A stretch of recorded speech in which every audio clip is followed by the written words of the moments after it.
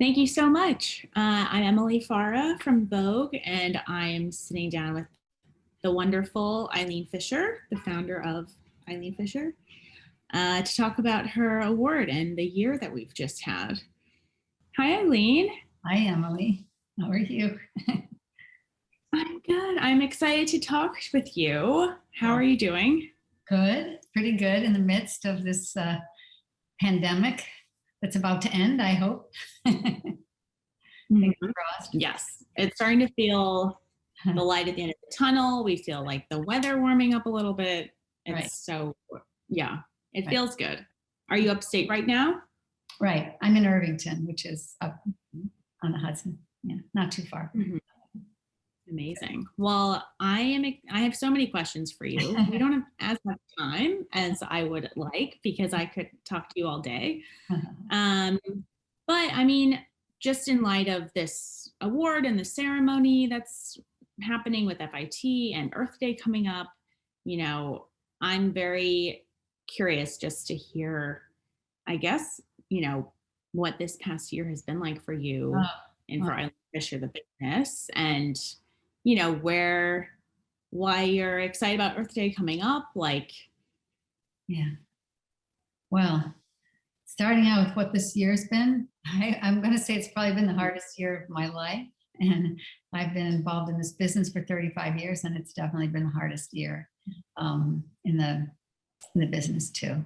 So it's just really been quite extraordinary, you know. At the same time, it's just been this kind of profound opportunity to stop and reassess everything and just really think about what we're doing, what I'm trying to do. And, you know, sort of in the midst of it, I have kind of really reorganized the way we design, the whole way we think about the products we're making. And we've always been about simple, comfortable clothes, you know, sustainable. We've been on the sustainability path for, I don't know, 25 years, a long time.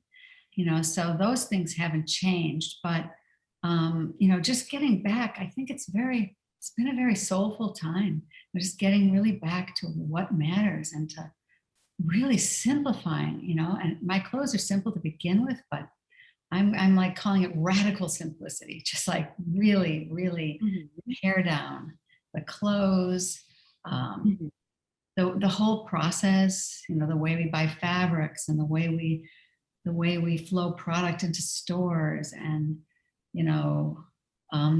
just I'm calling it undesigning, just really, really, you know, going back to the essence of who we are. That's been actually strangely good, you know, really painful. We really had to scale back. We've had to reduce staff. That's been the hardest part of all, you know, but it's also been, you know, everything is simplifying, everything is clarifying, strangely getting more fun again. It's very odd, you know. It's like we've brought our offices back. We've closed down our city offices, and we've brought our offices back here in Irvington, right here on the waterfront. And it's like we turned it into a whole creative studio, and we're having fun, you know, playing with clothes and doing photo shoots, and just like, it's just, I don't know, really interesting. And I'm just really enjoying that aspect of it. Anyway, okay, I'm going to stop because I could go on, but. No, I mean, it's amazing. I love that term, radical simplicity. And I think it was around this time last year, around Earth Day, that Vogue ran an interview with you, and something you said was, you know, the biggest thing we can do is reduce. And for all the sustainable materials or, you know, efforts that brands make, I think you mentioned, like, you found that you guys were still producing a lot of stuff and decided that needed to be reined in. And, you know, it's something I think a lot of designers are talking about, but I'm not sure how often it's put into practice, because there is that, you know, there's the opposing force of like fashion needing to be new and different all the time. So I'm curious how that has played out with you. Right. Oh, well, for starters, we have radically reduced. We've reduced the number of styles we offer in half, at least. and just kind of refocused. Um, oh God, what else to say about that? Um, uh, um, I think the newness thing is interesting. And I think there's two parts to it. There's the newness, and then there's the pressure of business. You know, you have a lot of people working, you have to pay people, and, you know, people need to grow. And so you need to offer opportunities. So you're kind of caught in a way between this sort of, I don't know, rock and a hard place, so to speak. But my theory is the more focus we get, and the more clear we get, and the more right that, you know, the clothes are, I think that as things open back up, I think that's actually going to work really well for us and for our customers.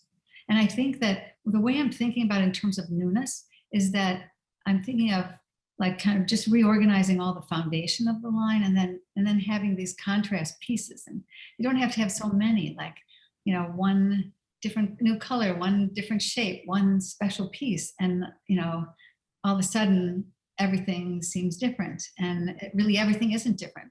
80% is the same. You just have a new thing or two, you know, and it changes the proportion, it changes the focus. It's, you know, it's fuzzy, or it's, you know, it's a fun color, or it's something. And then it all just, the way I work is it all just goes together, and you don't have to throw the old things away. You just add a few new things, and it's all part of kind of a growing system, sort of it's not a uniform, but it's kind of a system.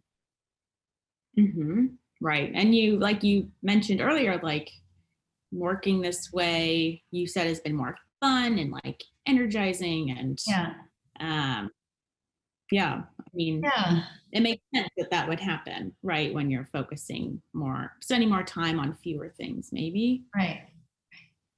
Exactly right. It got so complicated. It just was, I'm just thinking, you know, walking through my offices today, it's just like, and now I have to stop calling it offices. It feels like a creative studio now. It's just like this beautiful waterfront loft space, you know, and just seeing the really simple, so many really simple things, and then the new pieces, or the contrast pieces, seem to just stand out more, or just seem, I don't know, sort of shines a light on them somehow. But I wanted to say too is I feel more true to myself, and that's an incredible feeling. I feel like this is what I was trying to do all along. But it's like once it gets going and moving so fast, you're like, at some points I've said feeding the monster, you know, rather than really doing what you love. So this was that opportunity to return to what I love. Do you feel like you would have maybe gotten there if not for last year, or it maybe would have taken more time to recenter and all of that? You know, I was already on a path to sort of recenter, but I think it would have taken 5 years instead of one, you know. So and I don't want to say I'm grateful for this pandemic, because that would be wrong too. But I think that there's a silver lining here. And I think that it's not all bad. There's meaning. Everything happens for a reason, and this is no exception. Right. Absolutely. Yeah. Well, sort of related to that, I feel like because of the pandemic, because of sort of this growing awareness around climate change that everyone has, and also the fashion industry, some of the things that you've been doing for a while are now becoming, I don't want to say trends, but That's you know, we're hearing more about we're hearing about regenerative agriculture more. We're seeing more designers create take back programs like yours. Right. Wonderful. I guess those are two different questions. I want to hear more about the take back program, because you guys have collected, I think it's 1.5 million garments, which is amazing. Right. Yes, I want to hear about maybe how that's grown and what excites you there. Yeah. Well, it's massive, and it has really grown. And at the same time, it's still a small percentage of the product we put out there. So we continue to invite our customers to participate and bring their clothes back. But we also have a huge tiny factory, we call it 20,000 square foot tiny factory in Irvington. We also have a recycling center out in Seattle too. But that's where we process everything, and we recycle, we clean and resell. We resell our clothes. It's our Renew program, and we resell online and also through our stores.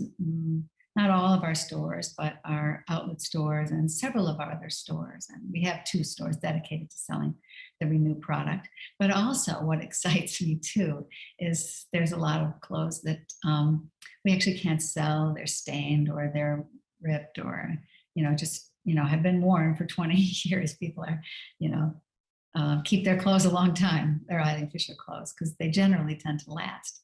But when they do finally turn them in, they're not all that usable. Not, more than half are, but not all of them are. So what we do is we sort them and by fabric and color, and then we remake them into new products. And so we've been in our tiny factory, we've been felting. You can see, actually, I realize my pillows, and the piece behind me is from the factory.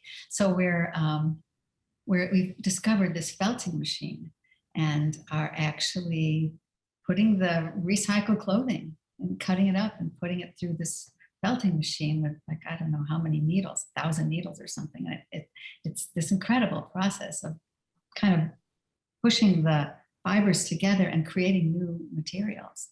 And so we've mostly been doing, we're doing some tiny bags. We're about to launch the collection, I think, a new collection is about to land.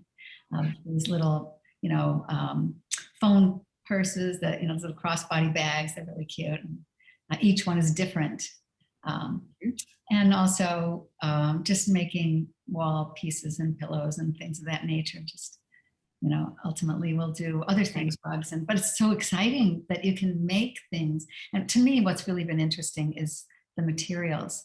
Starting when we start with good quality materials, they're still good even when they're not really exactly usable in their original form. And then you can make them into things that, are like even worth more than the original things. That's amazing to me. Yes. Yeah. Well, that touches on the idea of upcycling, I guess. Upcycling. Yes. Yeah. And circularity and all of those sort of fuzzy that's another good word. Yeah. Yes. Yeah. And what's interesting is just the idea of a company taking responsibility for the whole life cycle, whether it becomes another, a shirt or a piece of art or, which is so radical. I mean, people are starting to get into it now, I think, like some other designers, but it's a totally radical concept as opposed to the consumer being like stuck with needing to figure it out. Right.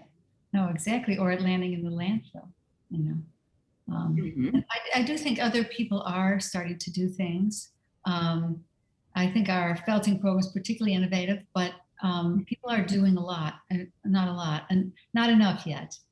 But it's hard, I think it is really actually quite difficult. It's quite a thing. I mean, just the quantity of things to walk through that warehouse and see. I mean, just full of bags and, and just to pay rent, to say it, on all the space that it takes, it's quite a thing, but, it feels good to do it, and it's exciting, and we're still learning so much, and it's really complicated. It's just the sorting process. I hear that people are working on machines to help sort. I'm excited about that, because we have trained sorters and really good hands to know the difference between, rayon and silk and linen and, cottons and all those subtleties, the blends and things like that. It's quite a lot because you have to sort by fabric and use it, by fabric. So very interesting. Yeah, it seems like it's I mean, essentially like starting another business, right? Like the idea of a brand taking their stuff back sounds really cool on paper, but it is like Right. a incredibly complex process Yeah. that takes, a lot of commitment, I'm sure, and investment and time and Yeah, and in fact, the first part of it where you take the clothes back and then you resell them, that is a concept that's profitable actually, So it can generate resources that help to support the other work. So I would encourage other companies to do it because it can work. People give their things to Goodwill and they resell it and they use the money, to support, their charity work. So there's money to be made in it. So it's worth doing even if you're just thinking profits. It's not like lots of profit, but it's worth it. So it's good. have Good. you found that that your customer and also new customers are growing more interested in buying the secondhand pieces? Like, was it Yes. at all a struggle in the beginning, like maybe engaging people with these used items and getting them excited about them? Do you know that it was never a struggle? I mean, the minute we did it, our customers didn't see the difference.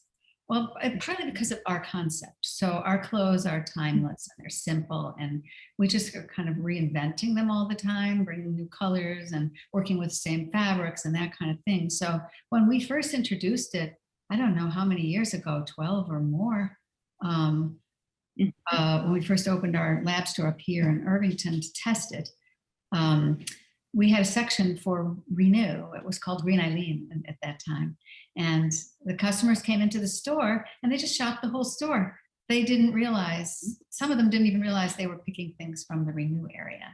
Then we started telling the story and labeling it and things like that and explaining it to people.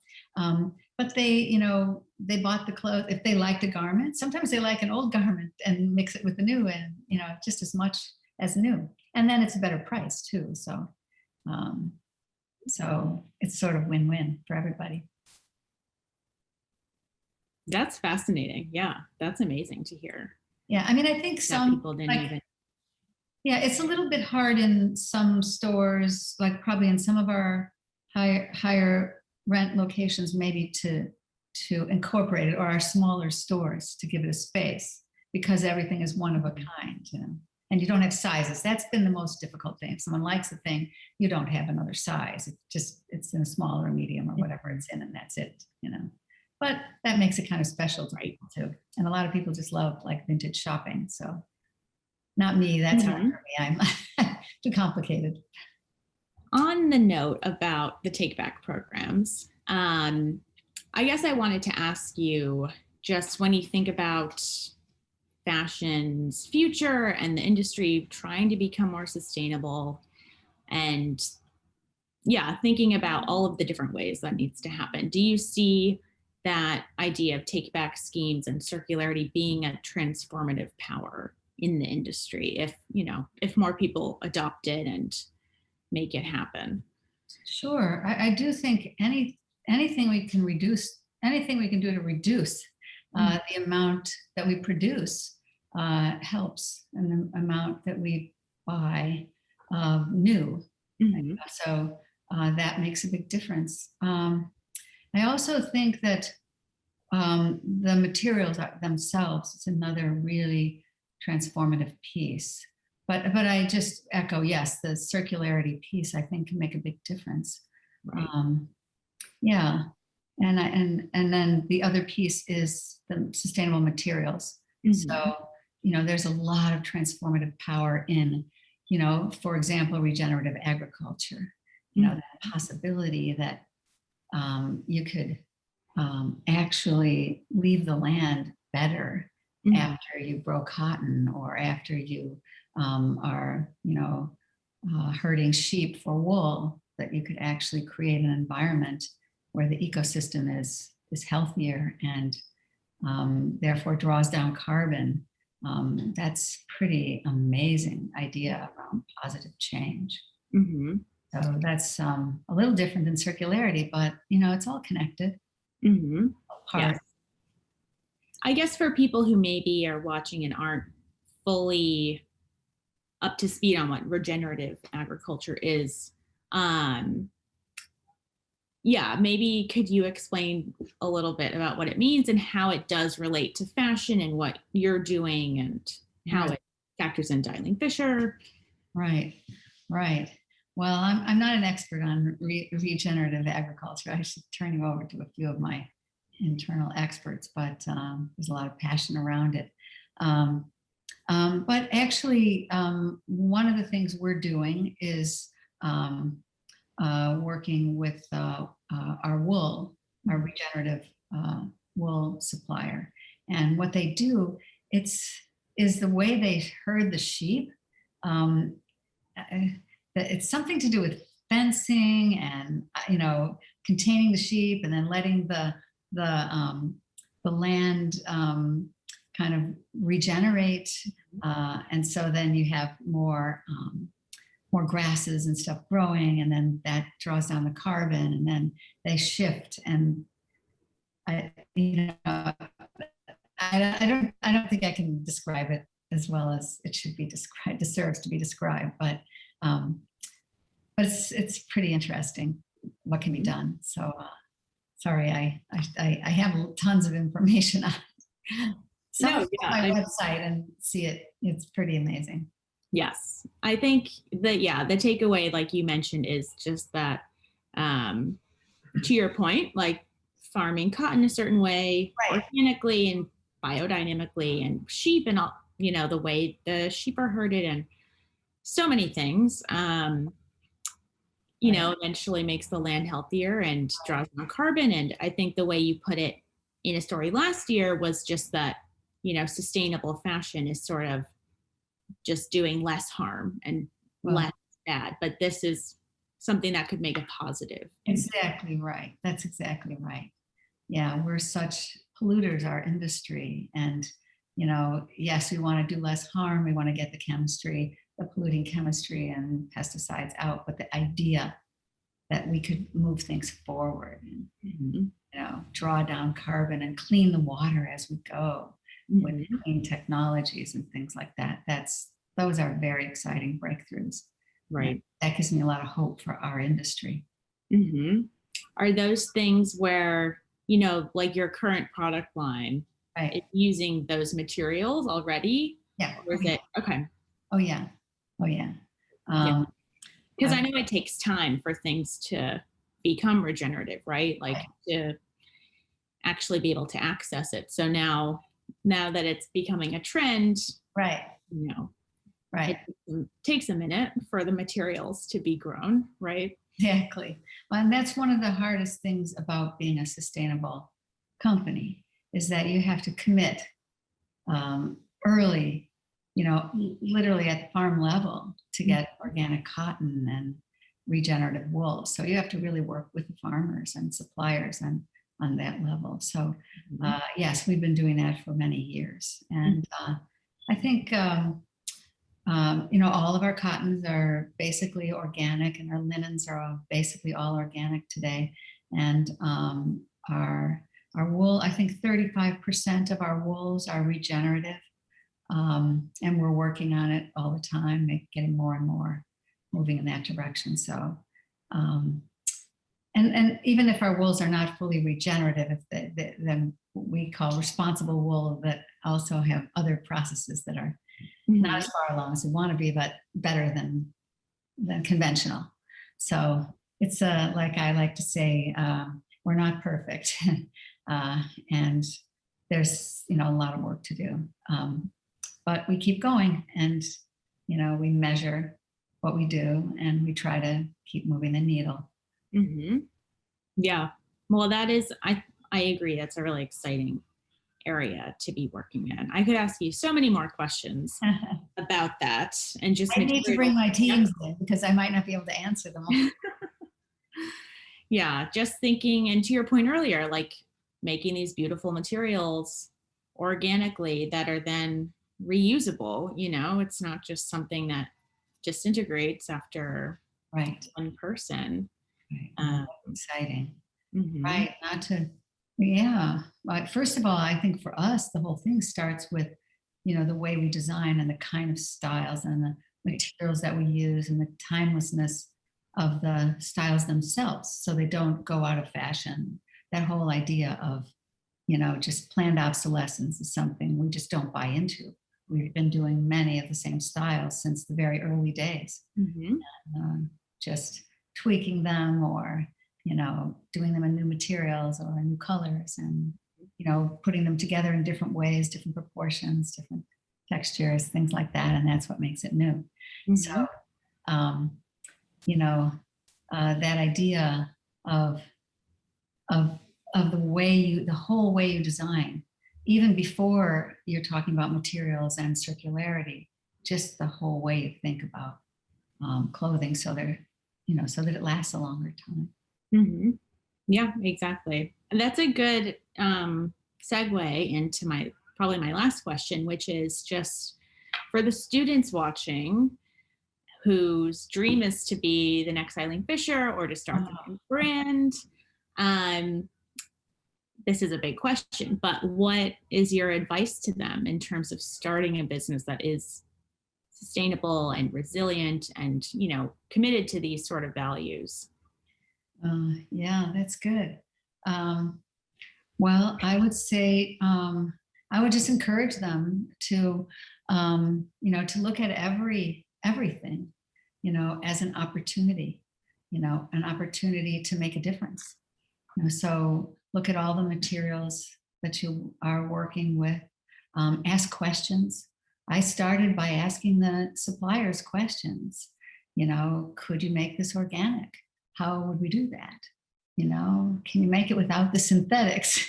Can you, can you take this finish off? Does it need this nasty chemical finish? How can we do this differently? So just asking questions, and that makes the suppliers really interested in serving you. They think, oh, then they started bringing to us, more organic materials and more sustainable materials and that kind of thing. So educating yourself, asking questions, learning, and just keep going. It's a constant movement forward. Just doing the best you can, and it's wonderful to have the opportunity to start fresh. I mean, some of our thing was retooling.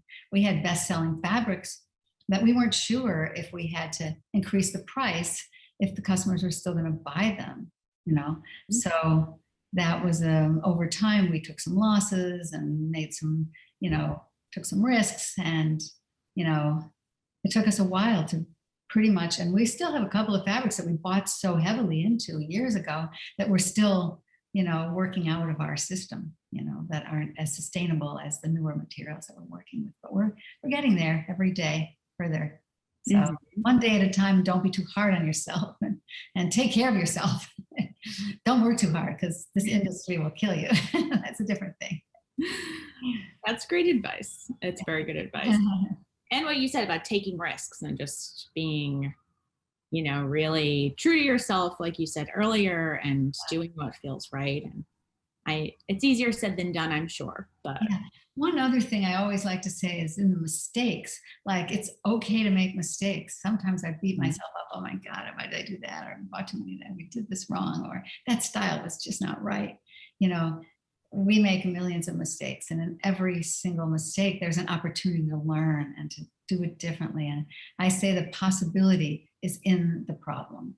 Mm-hmm. So, dive into the problems, look at the truth, help people around you to tell you the truth, make them feel safe, that they can say, I don't know if I like that, or who would wear that really? Let them know that it's okay, and that it's okay to learn and keep going and keep making mistakes. Mm-hmm. Well, it's excellent advice. And like I said, I could ask so many more questions, but I feel like we're out of time. But this was so great to catch up and hear about what you're working on. Well, thank you, Emily. Yeah. Congratulations on the award. Oh, thank you. Thank you. All right. Thanks so much. Thank you.